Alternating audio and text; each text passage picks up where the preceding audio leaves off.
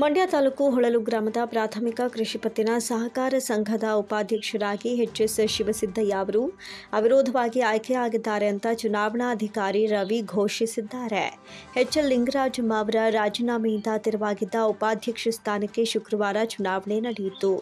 13 ಸದಸ್ಯ ಬಲ ಇರುವ ಸಂಘದಲ್ಲಿ ಶಿವಸಿದ್ದಯ್ಯ ಅವರನ್ನ ಬಿಟ್ಟು ಯಾರೂ ನಾಮಪತ್ರ ಸಲ್ಲಿಸದ ಕಾರಣ ಚುನಾವಣಾಧಿಕಾರಿ ರವಿ ಅವರ ಆಯ್ಕೆಯನ್ನ ಘೋಷಿಸಿದರು. ನೂತನ ಉಪಾಧ್ಯಕ್ಷರಾದ ಶಿವಸಿದ್ದಯ್ಯ ಅವರು ಮಾತನಾಡಿ, ಗ್ರಾಮದ ಹಿರಿಯ ಮುಖಂಡರ ಸಹಕಾರ ಹಾಗೂ ಸದಸ್ಯರುಗಳ ಬೆಂಬಲದಿಂದ ಆಯ್ಕೆಯಾಗಿದ್ದೇನೆ.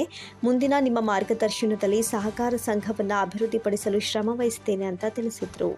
ಈ ಸಂದರ್ಭದಲ್ಲಿ ಸಂಘದ ಅಧ್ಯಕ್ಷರಾದ ನಿಂಗೇಗೌಡ, ಕಾರ್ಯನಿರ್ವಹಣಾಧಿಕಾರಿ ಹರ್ಷವರ್ಧನ್, ಗ್ರಾಮದ ಹಿರಿಯ ಮುಖಂಡರಾದ ಎಚ್.ಪಿ. ಶಿವಣ್ಣ, ನಾರಾಯಣಪ್ಪ, ನಾಗರಾಜು, ಎಚ್.ಎಸ್. ಯೋಗೇಶ್ ಕುಮಾರ್, ಶ್ರೀಧರ್, ಜಟ್ಟಿಕುಮಾರ್, ಸದಾನಂದ, ಪಟೇಲ್ ರಾಮು, ಬುಕ್ಕಯ್ಯ, ಎಚ್.ಸಿ. ಲಿಂಗರಾಜು, ಶಿವಣ್ಣ, ಗ್ರಾಮ ಪಂಚಾಯತ್ ಸದಸ್ಯರಾದ ನಾರಾಯಣಪ್ಪ ಹಾಗೂ ಸಂಘದ ಕಾರ್ಯಕಾರಿ ಮಂಡಳಿಯ ಸದಸ್ಯರುಗಳು ನೂತನ ಉಪಾಧ್ಯಕ್ಷರನ್ನ ಅಭಿನಂದಿಸಿ ಸನ್ಮಾನಿಸಿದರು.